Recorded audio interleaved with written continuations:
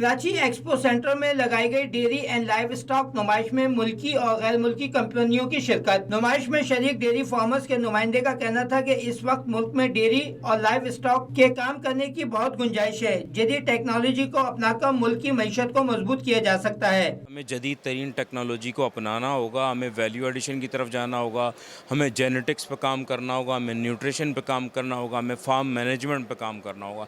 तो उसके लिए ये एक्सपो सजाई गई है और दुनिया भर से कंपनीज को हम यहाँ लाए हैं। मुख्तलिफ फार्म्स डेयरी एसोसिएशन के मेंबरान का कहना था कि इस वक्त मुल्क पाकिस्तान में डेयरी फार्मिंग का मुस्तकबिल इंतहाई रोशन है। जरूरत है लोगों को इनकी इफादियत बताने की। अगर प्राइवेट सेक्टर इस तरफ तवज्जो दे तो हम दुनिया में गोश्त समेत दीगर अशिया की एक्सपोर्ट को बढ़ा सकते हैं। हमें खुद से आगे आना होगा। एक आम इंडिविजुअल आदमी को अपनी एक बकरी के साथ इंडस्ट्री में शामिल होना होगा। अपने घर की छत पे वो बकरी पाले और दूध के एक गिलास को जनरेट करे इस मुल्क के लिए, अपने बच्चों के लिए। तो न सिर्फ अपने बच्चों के लिए खुराक का जरिया पैदा कर रहा है, इस मुल्क की इंडस्ट्री को भी डेवलप कर रहा है, इस मुल्क की मांग को भी पूरा कर रहा है।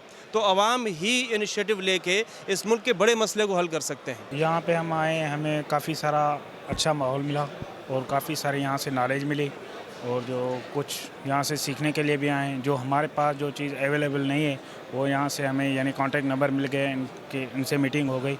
जिस चीज़ की हमें मालूमात नहीं थी वो हमें यहाँ से मिल गई। एक्सपो सेंटर में लगाई गई डेयरी एंड लाइव स्टॉक नुमाइश में आवाम की गहरी दिलचस्पी। कैमरामैन अजलान छिपा के साथ आसिफ नफीस, K21 न्यूज़, कराची।